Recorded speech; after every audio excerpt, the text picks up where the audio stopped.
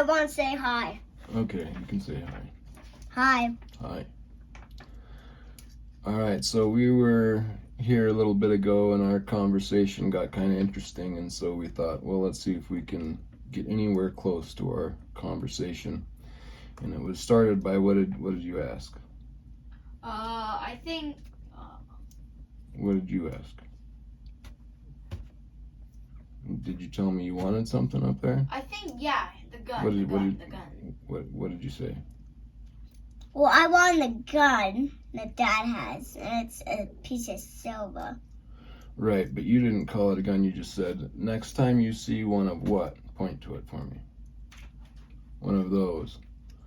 You wanted me to get it for you. Yeah. Right? And and I was kind of hesitant for a while, and I said, well, yeah, we could do that, but that particular piece is borderline more expensive than it's worth, or it costs a lot, so it's not the same as just me buying a couple ounces. And they said, well, why is that? And so hence we get to the question, is silver just silver? And I was explaining to them that yeah, but there's a big argument amongst the community about this, and I kind of have different thoughts on it. You know, the statement is silver is true, but to the extent that silver at its very base foundation is value. Even while it's in the ground and you've yet to pull it out of the ground, it's valuable. But I would argue once you pull it out of the ground and purify it, it's now even in a more valuable state because you've removed the impurities and you've purified it. Now you have exactly what you want in its pure form.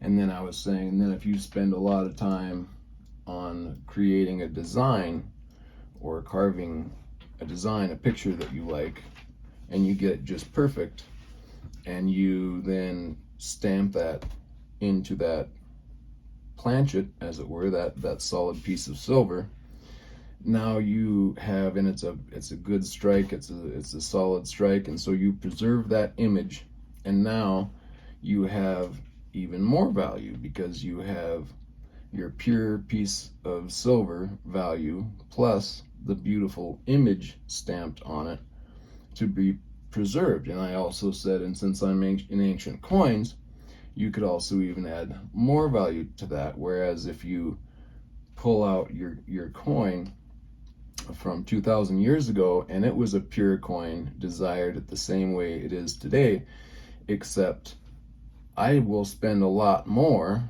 on one of those same weight coin of pure silver back then that has the beautiful stamp on it, as opposed to that same coin that was off-struck or not centered and doesn't have all the beautiful design on it. I'll pay way less for that, as opposed to the beautiful imagery, and also that imagery having meaning that speaks to me today as it would have spoken to them that far back, that culture has removed, but that remains in time and you can get a hold of that. And that to me is even a greater value. So I don't necessarily fully agree with, in the end, silver is silver and it doesn't matter what its form. I disagree with that a lot. I think even just this design right here in my young son saying, if you see another one of those pieces, I want it. Well, why does he want that and not this? Because they're both 2 ounces. It's the same value, right? Well, Oh my in its goodness. base form, yes, meaning even if you were to melt 2 ounces down, 2 ounces is still valuable because silver is valuable.